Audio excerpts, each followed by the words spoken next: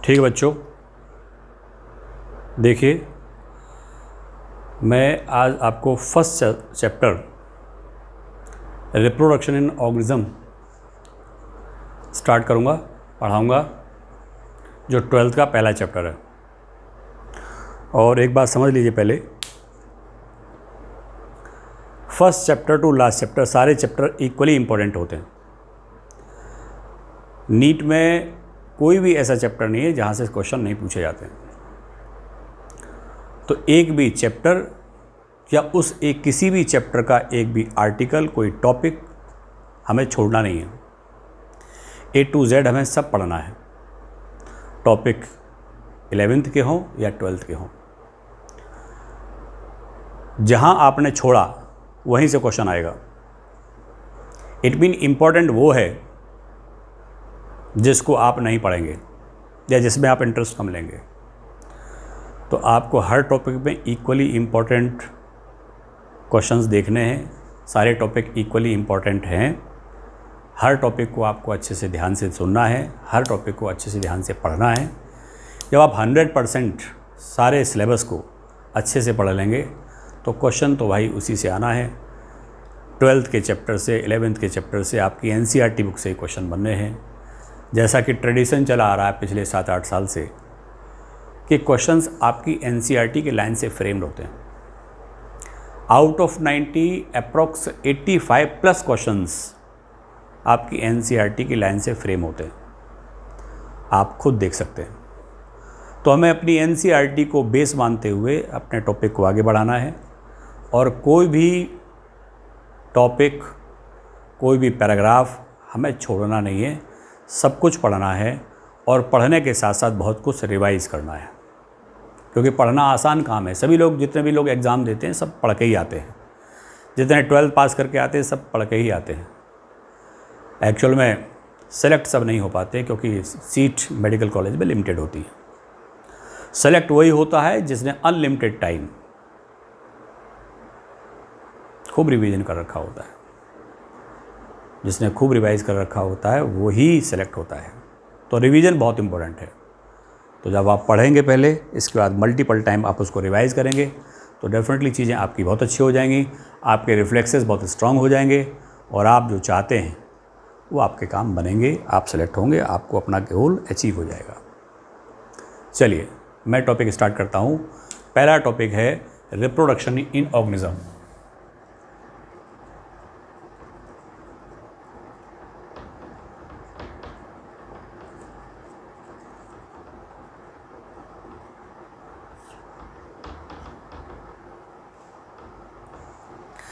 Organism से मतलब है प्लांट हो, एनिमल हो, लोअर प्लांट हो, लोअर एनिमल हो, बैक्टीरिया हो, कुछ भी हो, प्रोटिस्ट हो, यूनिसेलुलर ऑर्गेनिज्म हो या मल्टी सेलुलर ऑर्गेनिज्म हो, ये सब के सब ऑर्गेनिज्म है।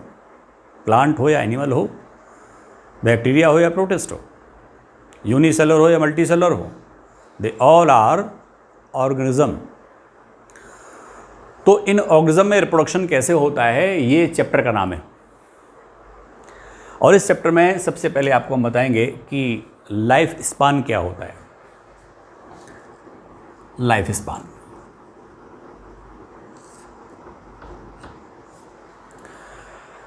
लाइफ क्या होती है।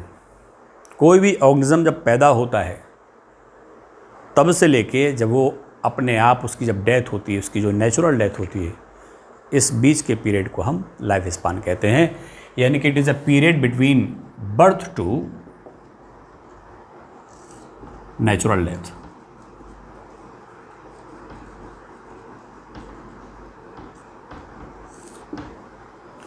बर्थ से लेके नेचुरल डेथ तक का जो पीरियड है, this is life span. Life span जो भी एनिमल होते हैं, जो भी प्लांट होते हैं, उनके साइज पर डिपेंड नहीं करता है। ऐसा नहीं कि बहुत बड़ा एनिमल है तो उसकी लाइफ बहुत ज़्यादा होगी और बहुत छोटा है तो उसकी लाइफ बहुत कम होगी। यानी कि कह सकते हैं life span not depend on size of organism. कह सकते हैं life span not depend on size of organism.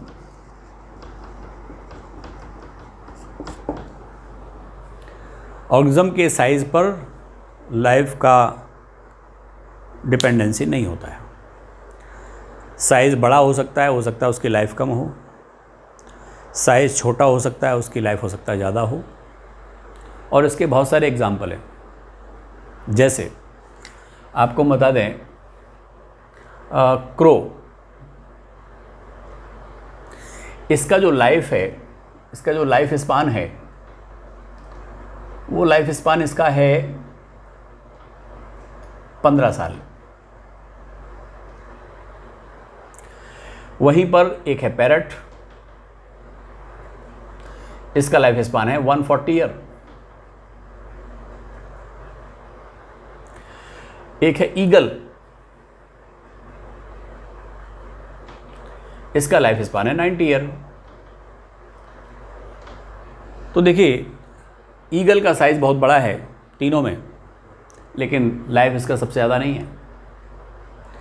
इनमें साइज पैरट का छोटा होता है, लेकिन लाइफ इसकी सबसे ज़्यादा है।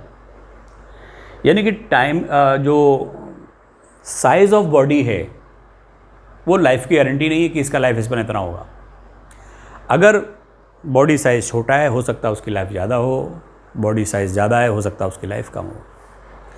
और भी बहुत सारे एग्जाम्पल है, जैसे बर्ड्स में एग्जाम्पल थे, ऐसे ही मैंगो ट्री है जैसे, बल्कि हम कहते हैं राइस प्लांट है, तो इसकी हम कह सकते हैं 4 मंथ लाइफ स्पान होती है। वीट प्लांट में अगर हम देखें इसका लाइफ, तो कह सकते हैं कि लगभग 5 मंथ होती है। मैंगो ट्री का अगर हम बात करें तो 100+ ईयर, 100 से ज़्यादा हो सकता है। अगर हम बैनियन की बात करें, बैनियन ट्री का, तो इसका लाइफ होता है 200 to 300 ईयर।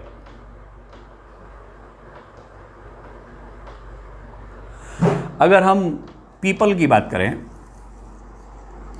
तो लाइफ होता है इसका 2000 से 3000 साल। अगर हम सिकोया की बात करें,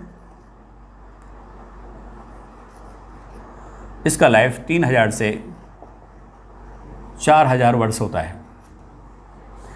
अगर हम मैक्रोजेमिया की बात करें तो इसका लाइफ 10,000 से 12,000 वर्ष होता है। 10,000 to 12,000 ईयर। तो आप देखिएगा, जैसे कि मैंगो ट्री है, यहां पर हम कह सकते हैं ये ट्री है, यहां पर लाइफ स्पान है इनका।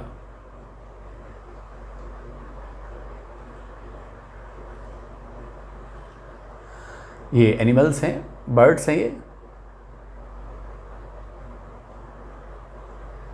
ये इनका लाइफ स्पान है।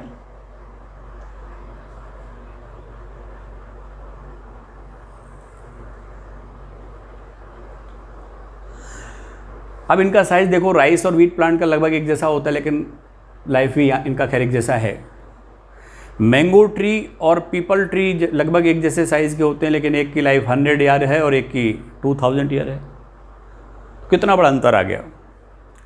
ऐसी बैनियन है, पीपल है, साइज़ लगभग बराबर है, इसकी 200-300 साल है, इसकी 2000 से 3000 साल है। यानी कि बहुत बड़ा अंतर है लाइफ स्पान में, बहुत बड़ा अंतर है। तो बर्ड्स का लाइफ स्पान कंपैरेटिव क्या है, ट्रीज़ का लाइफ स्पान कंपैरेटिवली क्या है। और इसके अलावा मैं आपको कुछ और भी एग्जांपल बता रहा हूँ, जैसे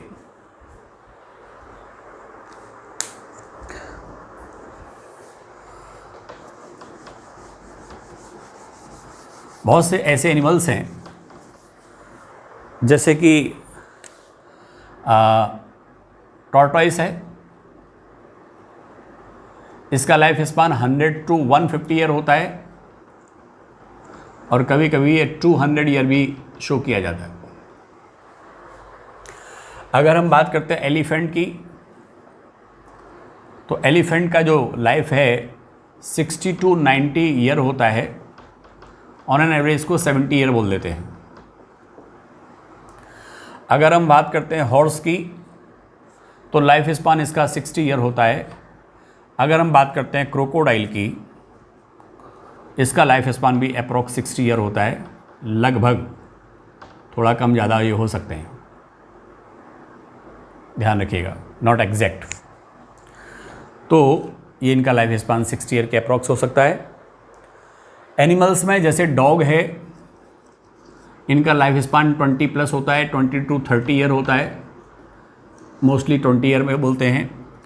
ऐसे कैट का 30 to 40 ईयर होता है, मोस्टली 30 ईयर बोलते हैं। इसी तरीके से 60 ईयर में ये दोनों हॉर्स और क्रोकोडाइल आ गए। इसके ऊपर एलिफेंट है, देन टॉर्टॉइस। अगर हम बात करते हैं मे फ्लाई की, एक इंसेक्ट है, 1 डे ओनली लाइफ स्पान है ये। अगर हम बात करते हैं मे फ्लाई के अलावा बटरफ्लाई की, तो लाइफ स्पान इसका है 1 to 2 वीक। और अगर हम बात करते हैं फ्रूट फ्लाई की, फ्रूट फ्लाई का, तो इसमें जो लाइफ स्पान होता है फ्रूट फ्लाई का वो 1 मंथ प्लस होता है, 1 मंथ to 2 मंथ हो सकता है, बल्कि ये कह सकते हैं इसको 2 वीक to 1 मंथ कह सकते हैं इसको।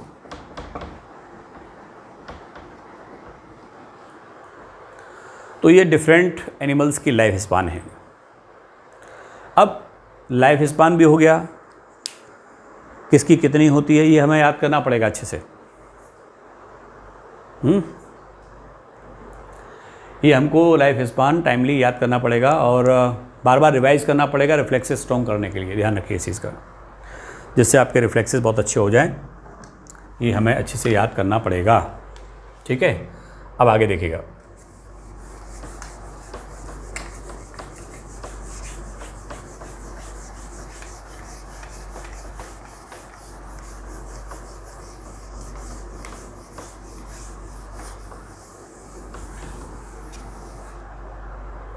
अब बात ये आती है कि भाई रिप्रोडक्शन क्या है, लाइफ स्पान। कुछ लोगों की, कुछ ऐसे भी एनिमल होते हैं जो कि इनको बोलते हैं इमोर्टल। ये इमोर्टल क्या होता है?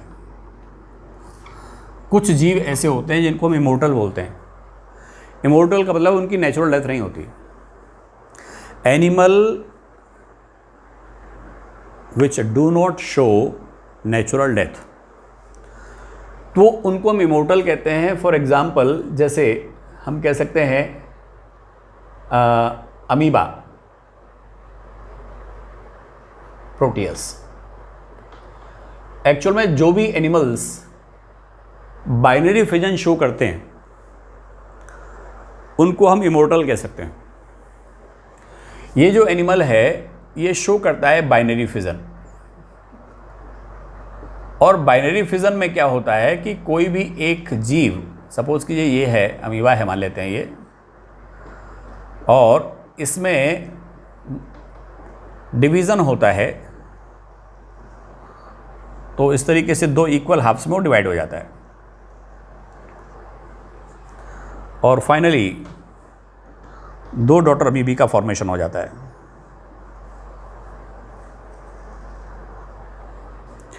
2 डॉटर अमीबी की फॉर्मेशन हो जाता है इस तरीके से।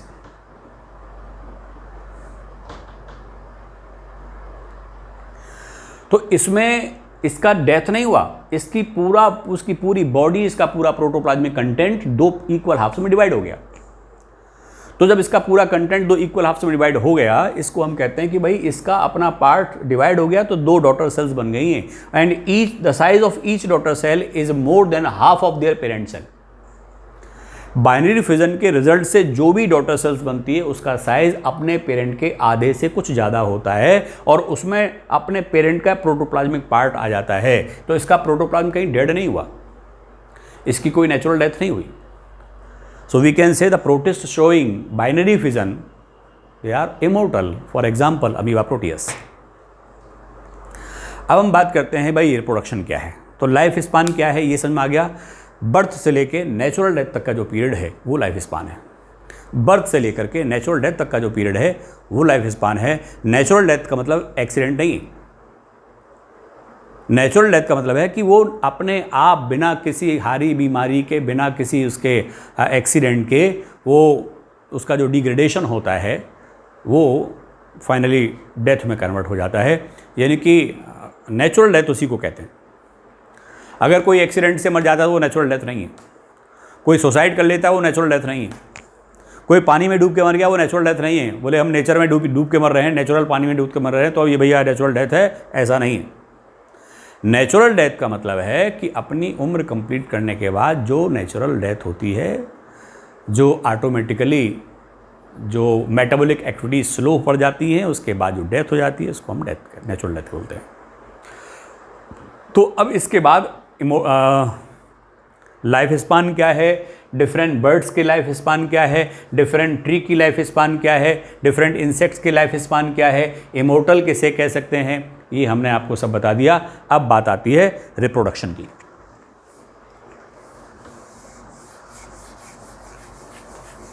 तो ध्यान रखिएगा, जो रिप्रोडक्शन है वो रिप्रोडक्शन भी कह सकते हैं कई तरह का हो सकता है। डिपेंड करता है, वो ऑर्गेनिज्म टू ऑर्गेनिज्म डिफरेंट हो सकता है। डिफरेंट ऑर्गेनिज्म में डिफरेंट तरीके का रिप्रोडक्शन मेथड हो सकता है।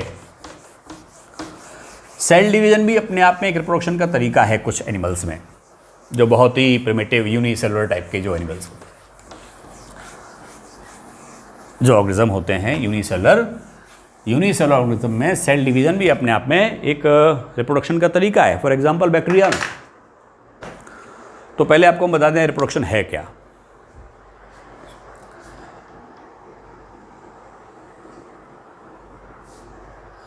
देखिए,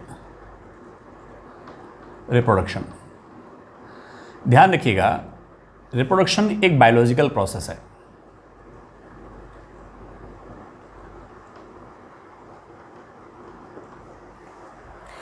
रिप्रोडक्शन बायोलॉजिकल प्रोसेस है और कोई भी जीव जब रिप्रोडक्शन करता है वो कब करता है।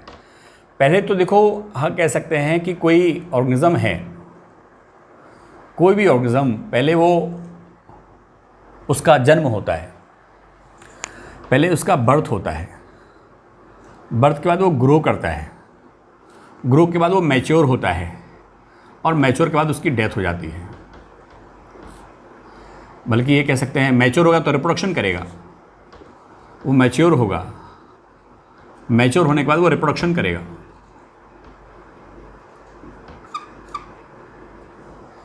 और रिप्रोडक्शन करेगा तो अपनी ऑफस्प्रिंग्स डेवलप करेगा।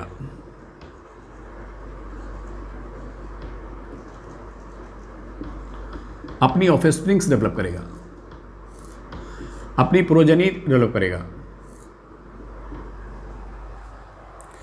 यानी कि कोई ऑर्गेनिज्म का पहले जैसे जन्म होता है, फिर वो ग्रो करता है, फिर वो मैच्योर होता है, ग्रो करेगा तो मैच्योर होगा, जब ग्रो करेगा तो मैच्योर होगा, और मैच्योर होने के बाद उसमें रिप्रोडक्शन होगा, रिप्रोडक्शन होगा तो उसकी ऑफस्प्रिंग्स बनेगी, और वो ऑफस्प्रिंग्स अपने पेरेंट के समान होती हैं।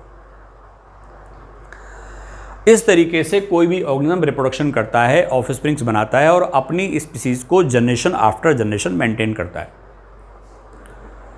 जनरेशन आफ्टर जनरेशन उसको मेंटेन करता है। या ये भी हम कह सकते हैं there is a cycle between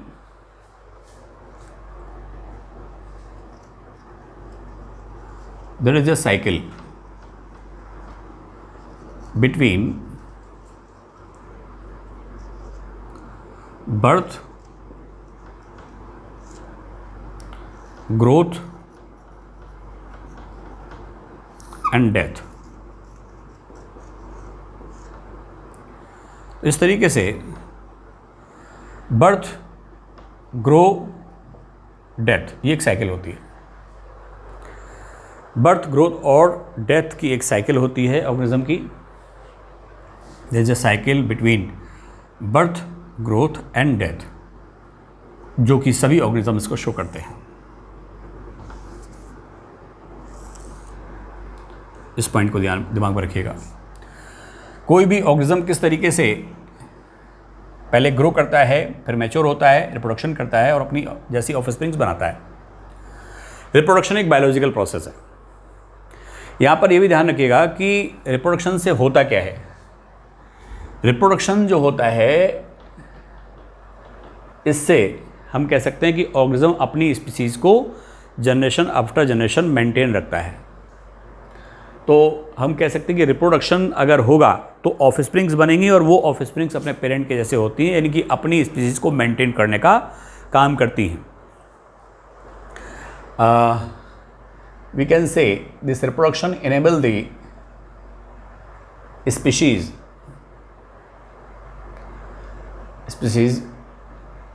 generation after generation.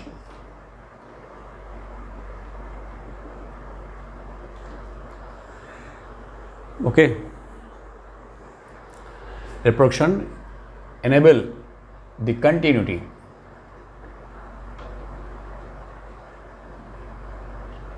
of a species generation after generation। या ये कह सकते हैं कि रिप्रोडक्शन होता है तो कोई स्पीसीज जनरेशन आफ्टर जनरेशन अपने एग्जिस्टेंस को बनाए रखती है। ये है रिप्रोडक्शन का एक फ़ायदा। अब हम बात करते हैं कि भाई रिप्रोडक्शन जो हुआ उस रिप्रोडक्शन में कितने टाइप होते हैं, कितने तरीके से रिप्रोडक्शन हो सकता है। वेजिटेटिव हो सकता है, एसेक्सुअल हो सकता है और सेक्सुअल हो सकता है। तो अगर हम देखें, हर एक ऑर्गेनिज्म में अपनी ओन एक मैकेनिज्म होती है प्रोडक्शन की। इस बात को भी दिमाग में रखें। Each organism develop its own method of multiplication.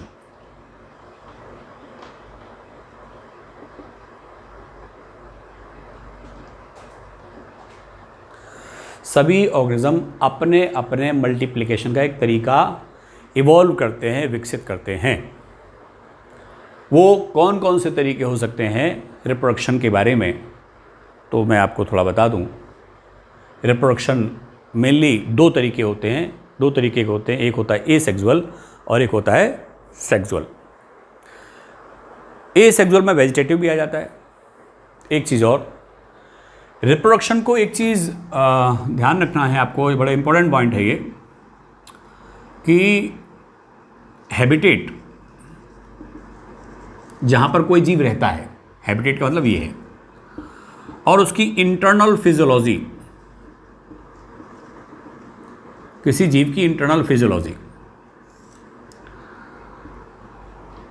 Habitat, उसकी इंटरनल फिजियोलॉजी और कुछ other factors, few other factors, ये फैक्टर्स हैं जो रिप्रोडक्शन को अफेक्ट करते हैं, अफेक्ट द रिप्रोडक्शन। तो यहां पे क्वेश्चन बन सकता है कि कौन कौन से फैक्टर हैं जो रिप्रोडक्शन को प्रभावित कर सकते हैं। हैबिटेट का मतलब है वो एनिमल कहां पाया जाता है, वो प्लांट कहां पाया जाता है। जैसे कह सकते हैं जो पानी में जो जीव पाए जाते हैं, जो एक्वेटिक होते हैं, प्लांट हो या एनिमल हो, उनके लिए पानी बहुत अनिवार्य है। अगर पानी होगा तो उस पानी की मदद से वो रिप्रोड्यूस कर पाएंगे, अगर पानी नहीं होगा तो वो रिप्रोडक्शन नहीं कर पाएंगे, अपनी लाइफ साइकिल को कंप्लीट नहीं कर पाएंगे। इनके हैबिटेट का मतलब है पानी या टेरेस्ट्रियल हैबिटेट या जहाँ पर भी वो पाए जाते हैं। इंटरनल फिजियोलॉजी मतलब उनकी बॉडी के अंदर जो फिजियोलॉजी है वो कैसी चल रही है, मेटाबॉलिक रिएक्शंस कैसे चल रहे हैं, स्लो हैं कि फास्ट हैं। ऐसे कुछ और फैक्टर्स हैं। अदर फैक्टर्स में टेम्परेचर हो गया, मॉइस्चर हो गया, क्लाइमेटिक कंडीशंस हो गई। तो बहुत सारे ये फैक्टर हैं जो रिप्रोडक्शन को प्रभावित करते हैं। तो ये बड़ा इंपॉर्टेंट पॉइंट है, ऐसे सवाल बन सकता है। हर एक जीव का अपना एक तरीका होता है, ओन मेथड ऑफ मल्टीप्लिकेशन हो सकता है, ये भी ध्यान रखिएगा। और रिप्रोडक्शन ही वो तरीका है जो किसी स्पीसीज को जनरेशन आफ्टर जनरेशन मेंटेन रखता है। नहीं तो हजारों जनरेशन से मनुष्य की प्रजाति आज भी है, हजारों जनरेशन से पक्षी जैसे थे वैसे हैं। हाँ, वो अलग बात है कि अगर वो सेक्सुअली रिप्रोड्यूस कर रहे हैं तो उनमें धीमे धीमे स्लोली वेरिएशंस आते हैं। सेक्सुअल रिप्रोडक्शन में ही वेरिएशन डेवलप होते हैं, इस बात का भी दिमाग में रखिएगा। और वेरिएशन जो होते हैं, वेरिएशन ही इवोल्यूशन का कारण बनते हैं। हमारे अंदर कुछ ना कुछ वेरिएशंस हैं पेरेंट्स के कंपैरिजन में, हर एक के अंदर होता है। कोई भी जीव जो सेक्सुअली रिप्रोड्यूस करता है उसके अंदर अपने पेरेंट के कंपैरिजन में थोड़ा बहुत वेरिएशंस आ जाते हैं, और वो जो वेरिएशंस होते हैं वो वेरिएशंस एवोल्यूशन का कारण होते हैं।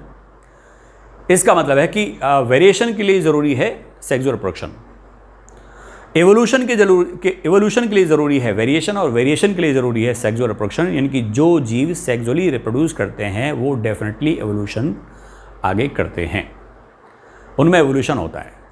और जो ऐसे जीव हैं जिनमें एसेक्सुअल रिप्रोडक्शन होता है, वेजिटेटिव रिप्रोडक्शन होता है, वो कभी भी एवोल्यूशन नहीं कर सकते, क्योंकि उनमें कह सकते हैं कि रिकॉम्बिनेशन नहीं होता है जीन्स का, और क्रॉसिंग ओवर उनमें नहीं होता है, इसलिए वो उनमें वेरिएशंस नहीं आएंगे, और वेरिएशंस नहीं आएंगे तो हम कह सकते हैं कि उनमें एवोल्यूशन नहीं हो सकता।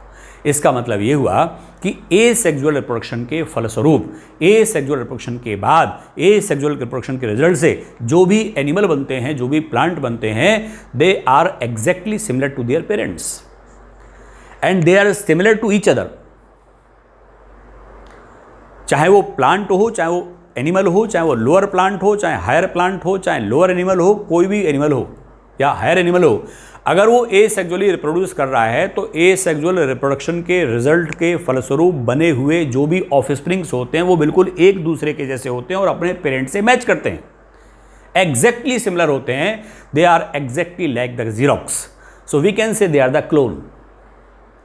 उनमें कोई अंतर नहीं होता है, बिल्कुल भी अंतर नहीं होता है। और अगर अंतर नहीं होता हम कह सकते हैं उनमें वेरिएशन नहीं होता है, और अगर वेरिएशन नहीं होता हम कह सकते हैं they can not participate in evolution, वो एवोल्यूशन में भाग नहीं ले सकते, हो ही नहीं सकता उनमें एवोल्यूशन। ठीक है, तो ये आपको बताया कि रिप्रोडक्शन क्या होता है, रिप्रोडक्शन को कौन कौन से फैक्टर अफेक्ट करते हैं, और रिप्रोडक्शन अलग अलग जीवों में अलग अलग टाइप से होता है। ये सारी बातें आपको रिप्रोडक्शन के बारे में बता दिया और लाइफ स्पान के बारे में बता दिया। अब हम बात करते हैं रिप्रोडक्शन के टाइप्स। मैंने जैसा कि कहा कि एसेक्सुअल और सेक्सुअल दो प्रकार का मेन रिप्रोडक्शन होता है, और एक तीसरा होता है वेजिटेटिव रिप्रोडक्शन, जिसको एसेक्सुअल का ही टाइप मान लिया जाता है। तो जैसे हम मान लो तीनों को अगर हम अलग अलग डिस्कस करें, तो सपोज कीजिएगा जैसे एसेक्सुअल रिप्रोडक्शन है, तो एसेक्सुअल रिप्रोडक्शन में हम कह सकते हैं बाइनरी फिजन एक तरीका हो सकता है, दूसरा तरीका हो सकता है स्पोरुलेशन,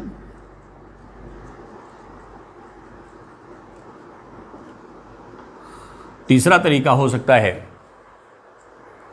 बडिंग, एक्सटर्नल बडिंग इसको हम कह सकते हैं, चौथा तरीका हो सकता है जेम्यूलेशन।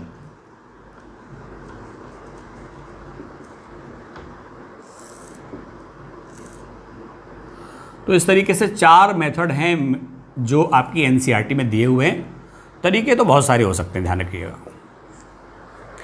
एसेक्सुअल रिप्रोडक्शन के तरीके बहुत सारे हो सकते हैं, लेकिन मेन तरीके जो आपकी एनसीईआरटी में गिवन मैं आपको वो बता रहा हूँ।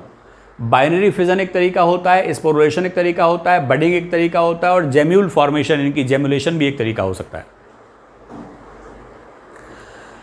ये कुछ तरीके हैं एसेक्सुअल रिप्रोडक्शन में। इसके बाद मैं आपको बता दूं वेजिटेटिव रिप्रोडक्शन। वेजिटेटिव रिप्रोडक्शन ये 2 तरीके का होता है, एक तो नेचुरल और एक होता है आर्टिफिशियल।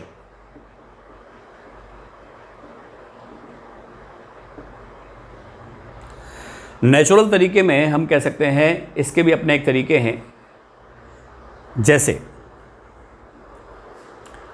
बाई कह सकते हैं एरियल स्टेम, दूसरा बाई कह सकते हैं सब एरियल स्टेम, तीसरा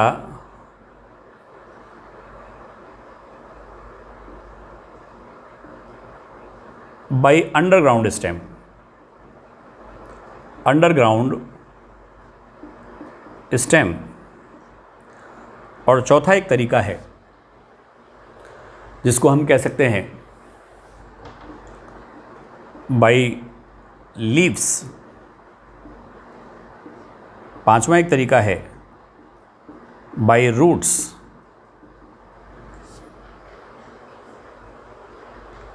ऐसे बहुत सारे तरीके हो सकते हैं। आर्टिफिशियल में जैसे एक तरीका है बाय कटिंग, एक तरीका होता है बाय ग्राफ्टिंग, एक तरीका हो सकता है बाय लेयरिंग, और एक तरीका जैसे कटिंग हो गया, ग्राफ्टिंग हो गया, लेयरिंग हो गया, और एक होता है माइक्रो प्रोपगेशन। तो इस तरीके से बहुत सारे आर्टिफिशियल तरीके भी होते हैं वेजिटेटिव प्रोडक्शन के, नेचुरल तरीके भी होते हैं वेजिटेटिव प्रोडक्शन के। एसेक्सुअल प्रोडक्शन वो है, और इन दोनों इसको भी हम इसके अंतर्गत मान सकते हैं। यानी कि मेन मेथड होता है दो, एक सेक्सुअल, दूसरा एसेक्सुअल, है ना। तीसरा तरीका है सेक्सुअल रिप्रोडक्शन। तो इस तरीके से हम कह सकते हैं कि जो रिप्रोडक्शन है, इस रिप्रोडक्शन को हम कुल मिलाकर के अलग अलग डिवाइड करें तो 3 स्टेप्स हो गए इसके। ये 3 स्टेप्स में हम डिवाइड कर सकते हैं, स्टडी कर सकते हैं इनको। वेजिटेटिव प्रोडक्शन, एसेक्सुअल प्रोडक्शन और सेक्सुअल प्रोडक्शन। ये एक तरीका हो गया, एक तरीका ये हो गया, और एक तरीका ये हो गया।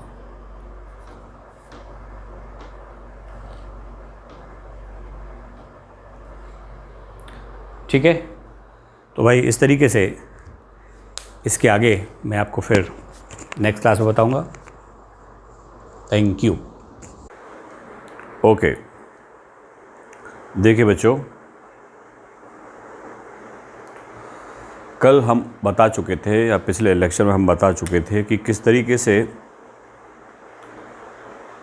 क्या मतलब किस तरीके से चैप्टर में टॉपिक्स आते हैं, उनका सीक्वेंस क्या है।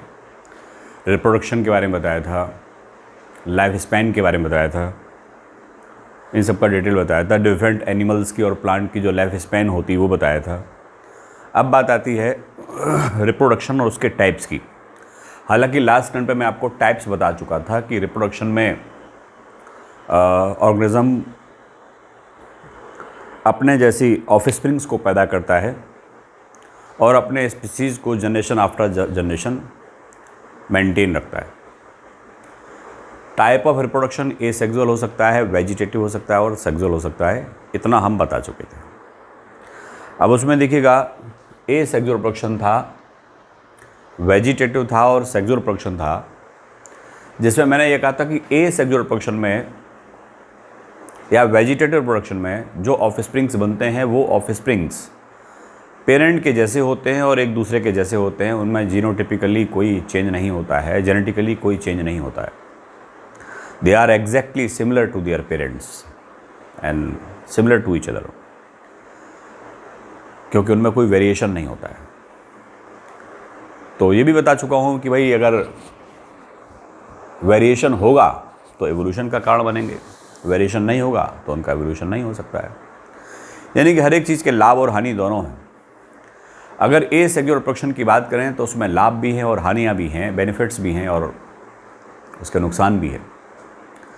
लाभ उनमें यह है एसेक्सुअल रिप्रोडक्शन में कि भाई मल्टीप्लिकेशन बहुत रैपिड होता है। दूसरी बात यह है कि जैसी हम स्पीसीज़ चाहते हैं, डिज़ायर्ड स्पीसीज़ जो चाहते हैं, उसमें कोई चेंज नहीं होता, वैसे ही ऑफस्प्रिंग्स बनती हैं, क्लोन्स टाइप। ये फ़ायदा है। और तीसरा फ़ायदा ये है कि वो मल्टीप्लिकेशन चूँकि रैपिड होता है तो हम कम समय में ज़्यादा से ज़्यादा प्लांटलेट्स को तैयार कर सकते हैं, ऑर्गेनिज्म को तैयार कर सकते हैं। और ये कह सकते हैं कि भाई वेरिएशन नहीं होता है, तो जैसा स्पीसीज चाहते हैं वैसा ही बना रहता है, उसमें कोई चेंज नहीं होता है, चेंज आने का कोई सवाल नहीं होता है। अगर सेक्सुअल रिप्रोडक्शन की बात करेंगे तो सेक्सुअल रिप्रोडक्शन के केस में क्या होगा भाई, गैमीट बनेंगे, उनका फ्यूज़न होगा और गैमीट बनाने के लिए मियोसिस होता है, मियोसिस में क्रॉसिंग ओवर होता है तो रिकॉम्बिनेशन होगा, वेरिएशंस आ जाएंगे तो एवोल्यूशन में पार्टिसिपेट करेंगे। यानी कि कोई प्लांट अगर सेक्सुअली रिप्रोड्यूस करता है, अपने नंबर को बढ़ाता है, तो गैमीट बनाएगा by the result of meiosis division, और उसमें फिर वेरिएशंस आ जाएंगे, और वेरिएशंस आ जाने का मतलब है जो ऑफस्प्रिंग्स बनेंगी विद वेरिएशंस, उन ऑफस्प्रिंग्स में और पेरेंट्स में कुछ अंतर आ जाएगा। यानी कि जो क्रॉप यील्ड किसी प्लांट की थी वो उसके ऑफस्प्रिंग्स में आगे चल के हो सकता है ना रहे अगली जनरेशन में। यानी कि स्पीसीज़ में थोड़ा सा वेरिएशंस आ जाता है, और उस वेरिएशन के कारण हो सकता है वो जो स्पीसीज़ थी उसमें कुछ चेंज हो जाएगा, और उसकी वजह से क्रॉप यील्ड में या प्रोडक्शन में फ़र्क पड़ सकता है। और एक बात ये भी है कि अगर मान लेते हैं कोई हाइब्रिड स्पीसीज़ है और उसको सेक्सुअली रिप्रोड्यूस कराते हैं, बार बार उसको इनब्रीडिंग कराते हैं, इनब्रीडिंग बार बार कराएंगे तो इनब्रीडिंग डिप्रेशन का भी खतरा रहता है, जिससे कि स्पीसीज़ की क्वालिटी डाउन हो जाती है। खैर, ये तो उनके लाभ और हानि के बारे में हो गया। तो पहले हम जरा बताते हैं ए सेक्सुअल रिप्रोडक्शन में कुछ तरीके थे, और उनमें एक तरीका था सबसे पहले बाय जूस्पोर।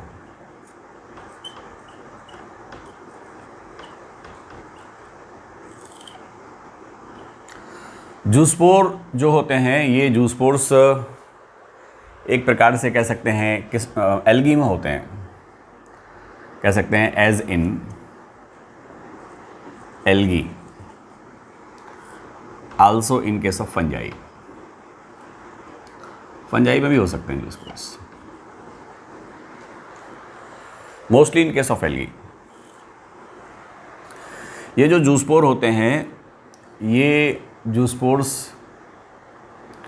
कह सकते हैं कि ये डेवलप होते हैं बाई सेगमेंटेशन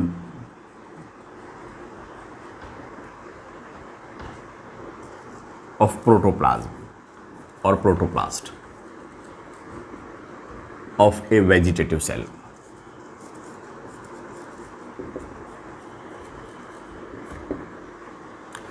इनका जो नंबर है वो मोस्टली 4 से 8 हो सकता है, ये 12 भी हो सकता है।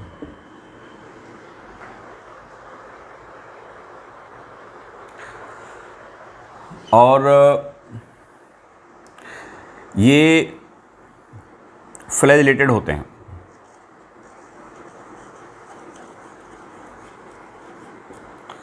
ये पिरामिडल शेप्ड होते हैं,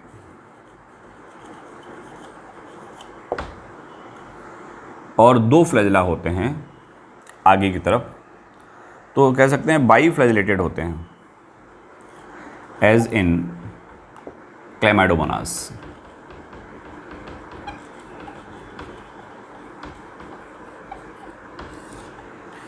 जैसा कि क्लैमाइडोमोनास के जूस्पोर्स होते हैं, उनमें आगे की ओर 2 फ्लैजिला होते हैं, बाई फ्लैजिलेटेड होते हैं, पिरामिडल शेप्ड होते हैं।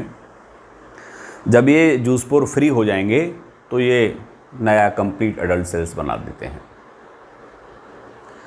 यानी कि कह सकते हैं व्हेन रिलीज्ड, या कह सकते हैं on releasing they develop into a new alga. ये जूस्पोर 2 फ्लैजिला वाले भी हो सकते हैं, 4 फ्लैजिला वाले भी हो सकते हैं, छोटे भी हो सकते हैं और बड़े भी हो सकते हैं। ध्यान रखिए इस चीज़ का। यानी कि जूस्पोर्स अगर देखा जाए टोटल एल्गी में, क्लैमाइडोमोनास में तो ऐसा होता है, लिख दिया मैंने। ये हो सकते हैं छोटे हो सकते हैं, टाइप अगर देखा जाए जूस्पोर का, जूस्पोर्स जो होते हैं ये छोटे होंगे तो इनको हम माइक्रो जूस्पोर कहेंगे।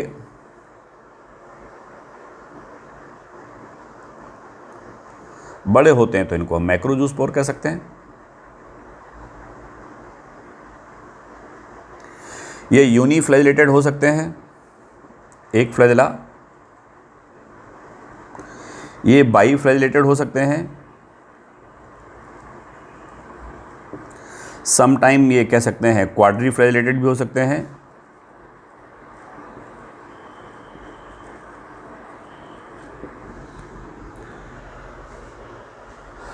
तो कई टाइप इसके हो सकते हैं डिफरेंट डिफरेंट एल्गी में। जैसे ये यूलोथ्रिक्स में होते हैं, ये भी यूलोथ्रिक्स में होते हैं, ये भी यूलोथ्रिक्स में होते हैं, ये भी यूलोथ्रिक्स में होते हैं, ये सब प्रकार के जूस्पोर आप यूलोथ्रिक्स में देख सकते हैं। यानी कि डिफरेंट टाइप के ये यूलोस्पोर्स हो सकते हैं। और इनका जो निर्माण होता है जूस्पोर्स का, वो फेवरेबल कंडीशंस में होता है। जूस्पोर्स का जो फॉर्मेशन होता है वो फेवरेबल कंडीशंस में होता है। ये जो डेवलप होंगे, डेवलप इन ए सेल, उसको कहते हैं जूस्पोरेंजियम।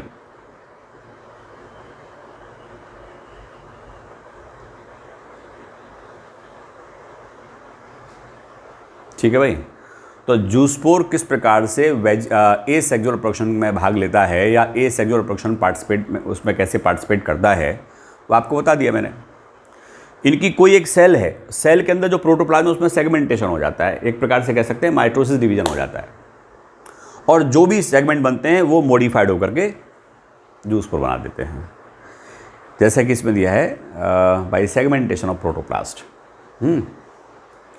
तो ये कह सकते हैं इसके केस में, जैसे कोई वेजिटेटिव सेल है,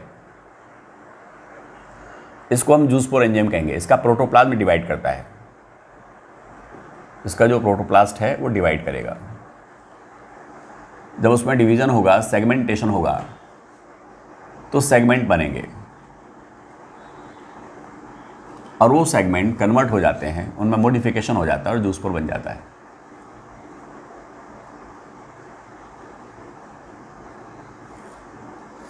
इस तरीके से कोई भी वेजिटेटिव सेल जो एल्गी की होती है, उसका जो प्रोटोप्लाज्म है वो डिवाइड करता है। डिवीज़न डेफिनेटली याद रखिएगा माइटोसिस ही हो सकता है, क्योंकि जब मियोसिस डिवीजन होगा तभी कहीं जाके, जब सेक्सुअल रिप्रोडक्शन होगा गैमीट फॉर्मेशन के लिए, तो जाके मियोसिस हो सकता है, अदरवाइज माइटोसिस डिवीजन ही रहेगा। ठीक है। तो ये जूस्पोर के द्वारा कैसे होता है ये आपको बता दिया। अब इसके बाद नेक्स्ट है बाई, जूस्पोर के बाद और तरीके हैं तमाम सारे, जैसे बाइनरी फिजन।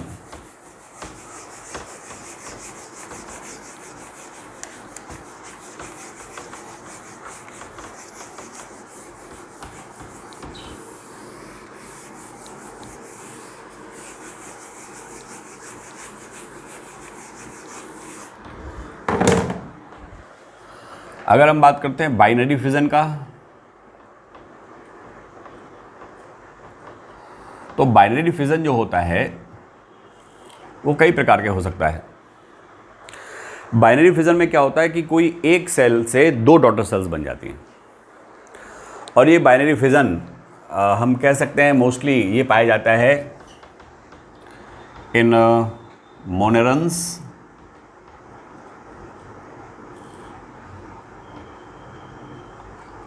And protist. यानी कि जो यूनिसेलर होते हैं, मोनोरेंस का मतलब है बैक्टीरिया, इसका मतलब है प्रोटोजोन्स, प्रोटोजोआ के जो मेंबर्स होते हैं। यानी कि ये जो भी हैं, they are the unicellular organism in unicellular organism. यानी कि जो बाइनरी फिजन होगा वो केवल यूनिसेलुलर ऑर्गेनिज्म होते हैं, सिर्फ उनमें होता है। और यूनिसेलुलर ऑर्गेनिज्म जैसे बैक्टीरिया भी हो सकता है, जैसे अमीबा हो सकता है, जैसे पैरामीशियम हो सकता है, जैसे ओपेलोमिक्सा हो सकता है, यूग्लिना भी हो सकता है, ट्रिपैनोसोमा भी हो सकता है, प्रोटिस्टा का कोई सा मेंबर और मोनोरन्स कोई सा बैक्टीरिया बाइनरी फिजन करता है। तो बाइनरी फिजन में क्या है, एक से दो डॉटर सेल्स बन जाते हैं। जैसे सपोज कीजिएगा हम कह सकते हैं कि ये एक अमीबा है, मान लेते हैं ये कोई अमीबा है, इसमें बाइनरी फिजन होना है। तो पहले इसके सीरोपोडिया का डिसअपीयरेंस होगा, इसके बाद इसके न्यूक्लियस का डिवीजन हो जाएगा। इस तरीके से दो डॉटर सेल्स बन जाएंगी।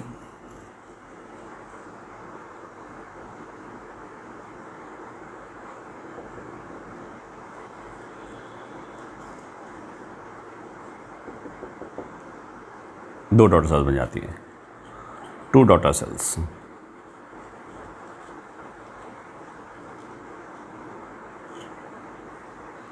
ये हो गया बाइनरी फिजन। बाइनरी फिजन के टाइप भी अलग अलग हैं। इसके टाइप्स, एक होता है इर्रेगुलर बाइनरी फिजन।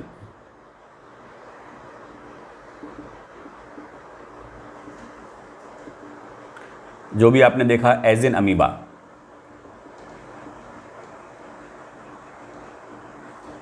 प्रोटोजोन। दूसरा है जिसको कहते हैं longitudinal binary fission. Longitudinal binary fission ये उनमें होता है जो फाइलम प्रोटोजोआ में एनिमल होते हैं जिनमें फ्लैजिला होता है, फ्लैजिलेट्स में, एज इन फ्लैजिलेट्स, या कह सकते हैं सीधे सीधे नाम लिख देते हैं ट्रिपेनोसोमा।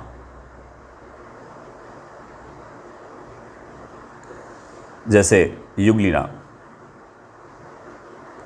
जैसे लेशमानिया, बहुत सारे मेंबर हो सकते हैं। एक होता है ट्रांसवर्स बाइनरी फिजन, और जो ट्रांसवर्स बाइनरी फिजन होगा इसका एग्जाम्पल है पैरामीशियम।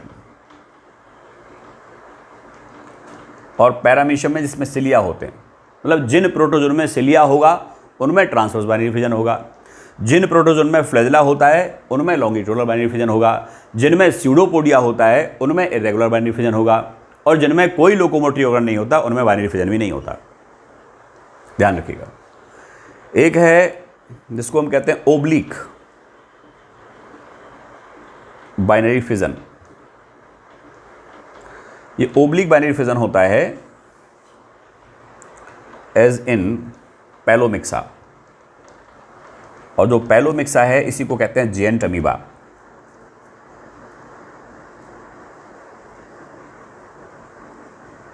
ध्यान रखिएगा। इनमें से जो इंपॉर्टेंट है, एक ये इंपॉर्टेंट है, काफी पूछा गया है इसके बारे में। अमीबा में तो आप देख ही रहे हैं। ऐसे ही बैक्टीरिया में भी होता है। कोई सा बैक्टीरिया है 1 से 2 होते हैं, 2 से 4 होते हैं, 4 से 8 होते हैं, 8 से 16 होते हैं, फिर 32 होते हैं, 64 होते हैं, 128 होते हैं, 256 होते हैं, बढ़ते चले जाते हैं, जस्ट डबल होते चले जाते हैं। 1 से 2 ये हो रहे हैं, इसका मतलब। और माइटोसिस डिवीजन में भी 1 से 2 ही होते हैं। जब माइटोसिस सेल डिवीजन होता है तो 1 सेल से 2 सेल बन जाती है। यहाँ पे भी वही चीज़ हो रही है। तो हम कह सकते हैं कि बाइनरी फिजन में या एसेक्सुअल रिप्रोडक्शन में जो डिवीजन होता है वो माइटोसिस डिवीजन होता है। अब देखिए, इस बाइनरी फिजन के बाद अगला नंबर है बाइनरी फिजन के पहले। अभी हमने आपको बताया क्या नाम है, एक डिवीजन हम बता चुके हैं, एक तरीका। दूसरा बाइनरी फिजन हो गया, जूसपोर बता चुके।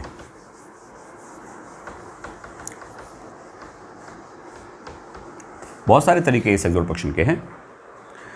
एक है एक्सटर्नल बडिंग।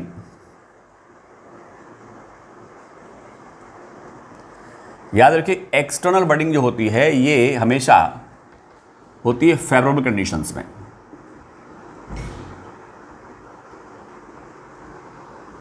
और फेवरेबल कंडीशंस का मतलब है in presence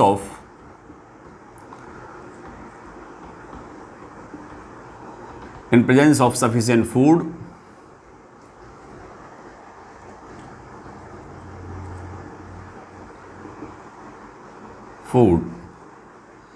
and suitable climatic conditions।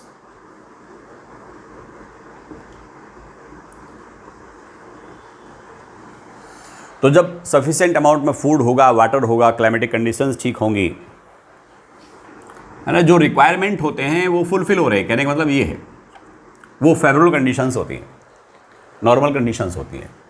अब जैसे हाइड्रा की हम बात करें, ये मान लो हाइड्रा है।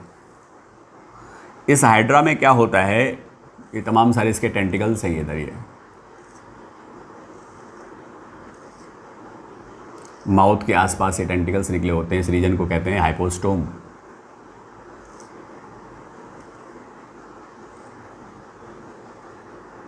ठीक है ये, और यहाँ पे मान लो कोई बर्ड बन जाती है इस प्रकार से छोटी सी।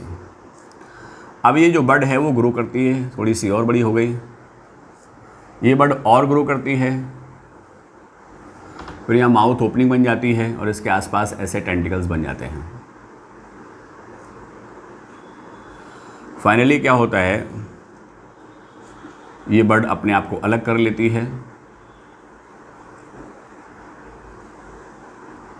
और फिर ये ग्रो करती है, और जब ग्रो करती है तो कंप्लीट हाइड्रा का फॉर्मेशन हो जाता है। ऐसे इसके टेंटिकल्स बन जाते हैं, ये बन गया। So this is a detached bird. अब ये बात सोचने वाली है कि भाई कोई अगर बर्ड बन रही है या एक प्रकार से इसकी कोई ब्रांच बन रही है तो वो सूखा पड़ने तो बनेगी नहीं, एडवर्स कंडीशन में तो बनेगी नहीं। जब कंडीशंस नॉर्मल होंगी तो कोई ब्रांच बनती है, तो कोई बर्ड बनती है, बर्ड बनती है फिर वो अलग हो जाती है, अलग हो जाती है तो ग्रो करके फिर एक कंप्लीट हाइड्रा का फॉर्मेशन हो जाता है।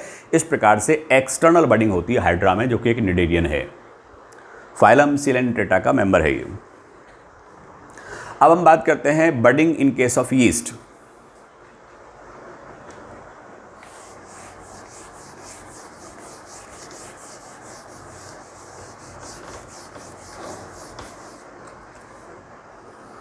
एज इन हाइड्रा, है ना। अब ये है बडिंग इन यीस्ट।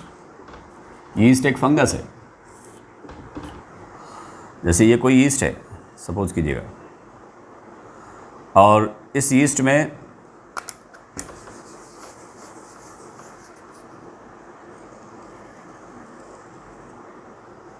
ये बर्ड्स लगी हुई हैं, ये इसका न्यूक्लियस है, यानी कि इस एक सेल में अनइक्वल डिवीजन हुआ। एक छोटी सेल बन गई, एक बड़ी सेल बन गई, या बड़ी सेल से एक छोटी सेल बन गई, तो इसको इक्वल डिवीजन नहीं कह सकते, इसको कहेंगे अनइक्वल डिवीजन हुआ माइटोसिस ही। और कई बार ऐसा भी होता है कि सिचुएशन यहां तक होती है, कई बार सिचुएशन ऐसा भी हो सकता है कि यहां पर चेन ऑफ बर्ड बन जाए। कई बार ऐसा होता है कि एक बर्ड बनती है सिर्फ, कई बार चेन ऑफ बर्ड बन सकती है। इसको कहते हैं स्यूडोमाइसीलियम। स्यूडोमाइसीलियम।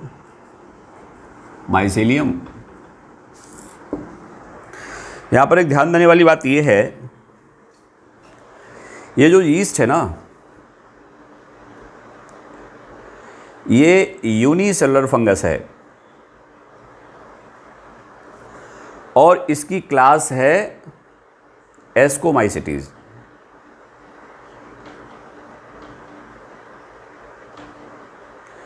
एस्कोमाइसिटीज क्लास को बिलोंग करती है ये।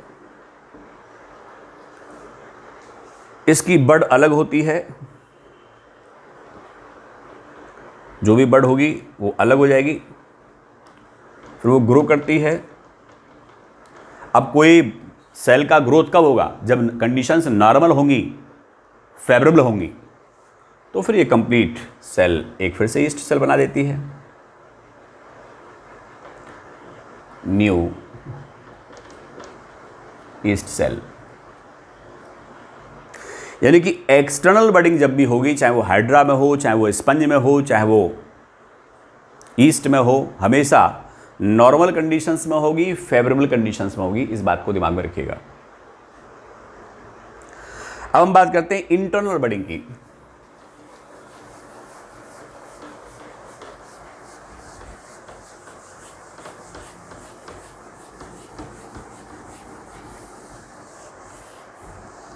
देखो भाई, जो इंटरनल बर्ड्स होते हैं,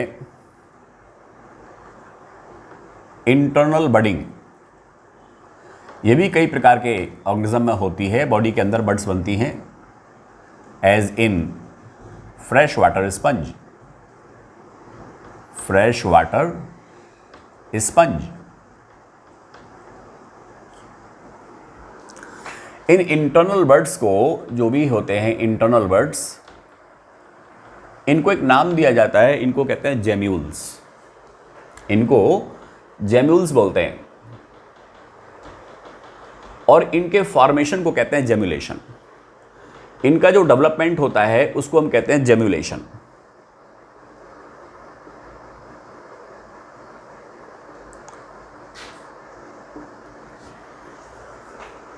ये क्या होते हैं जेम्यूल्स? देखिए, जो भी स्पंज होती है इनकी कुछ डिवाइडिंग सेल्स होती हैं, ग्रुप ऑफ डिवाइडिंग सेल्स।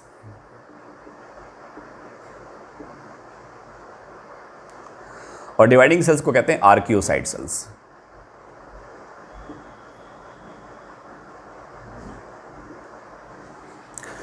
इनका ग्रुप बन जाता है और वो जो ग्रुप होता है वो उन ग्रुप के आसपास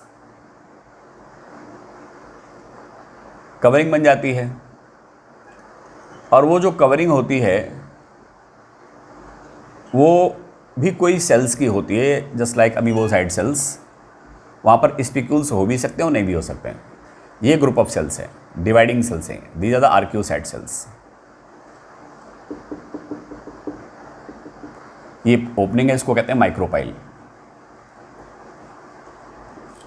यहाँ पर स्पिक्यूल्स हो सकते हैं। ये स्पिक्यूल्स कई प्रकार के हो सकते हैं।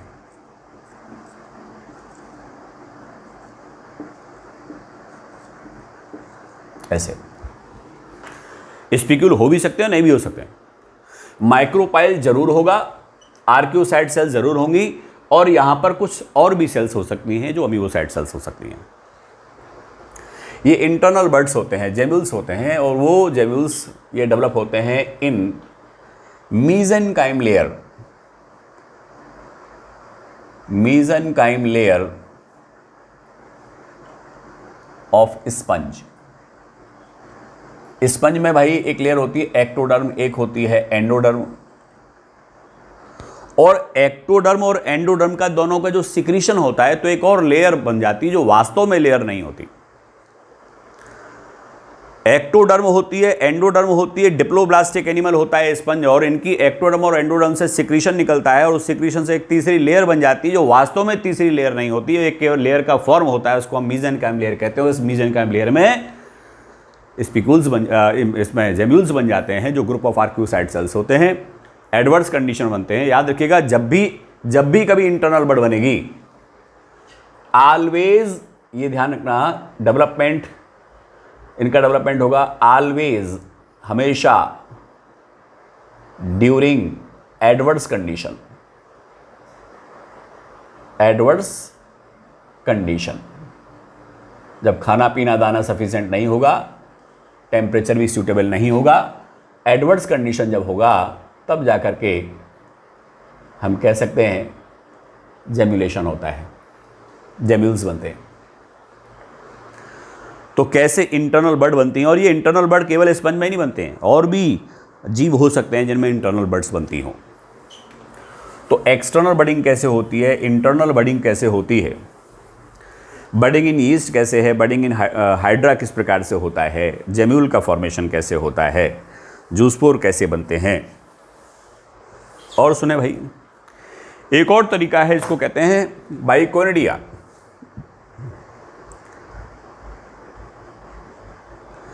ये क्या है? कोनिडिया बहुत सारे स्ट्रक्चर्स होते हैं। Conidia are also structure for the asexual production, right. बहुत सारे स्ट्रक्चर होते हैं एसेक्सुअल प्रोडक्शन करने के लिए। एप्लेनोस्पोर होते हैं, अगर हम देखें तो कुछ एल्गी में पामेला स्टेज होती है, हिप्नोस्पोर होते हैं, क्लेमाडोस्पोर्स होते हैं, ट्यूबर्स होते हैं। There are large number of structure which participate in asexual reproduction, but here I am going to discuss some structure about them which are given in your NCERT, especially because questions are framed from your NCERT line from last 7 to 8 year, which is in tradition. Okay, तो बाइकोनिडिया देखिए, conidia क्या है? ये भी external budding एक प्रकार से। ये एक्सोजीनस होते हैं, एक्सोजीनस होते हैं। ये यूनिन्यूक्लिएटेड हो सकते हैं मोस्टली, अब हमने यहाँ लिख दिया मोस्टली, इसका मतलब है कि ज़्यादातर यूनिन्यूक्लिएटेड होते हैं। इसका मतलब कभी कभी ऐसे भी हो सकते हैं जो मल्टीन्यूक्लिएटेड हो, और ये डेवलप होते हैं इन ए बेसिपिटल मैनर,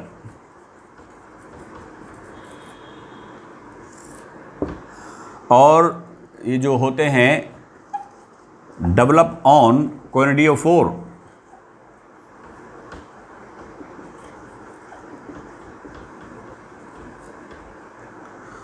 और ये बनते हैं एज इन सम फंजाई।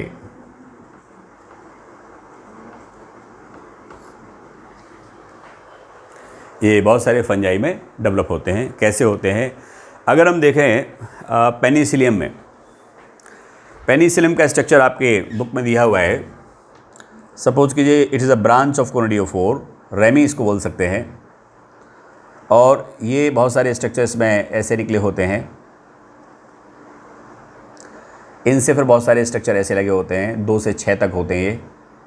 इनका नंबर जो है 2 to 6 हो सकता है ऐसे।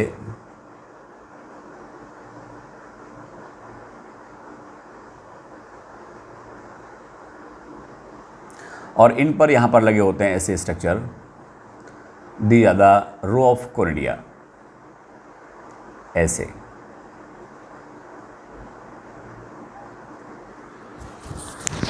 इनको हम कहते हैं कोनिडिया,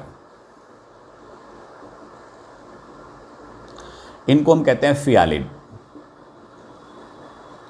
और इनको हम कहते हैं स्टेरिगमेटा, बोल सकते हैं इनको। ठीक है, इनको हम बोल सकते हैं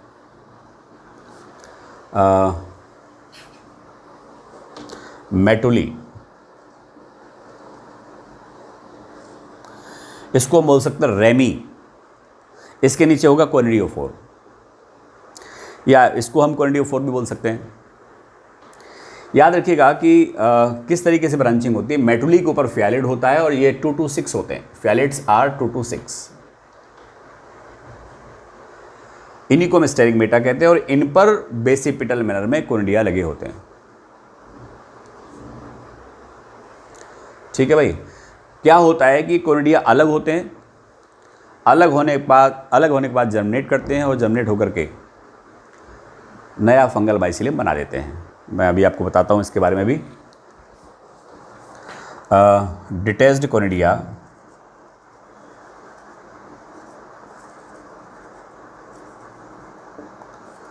इनमें जर्मिनेशन होता है, तो न्यू फंगल हाइफा बन जाता है। फंगल हाइफा का मतलब है फंगस का थ्रेड।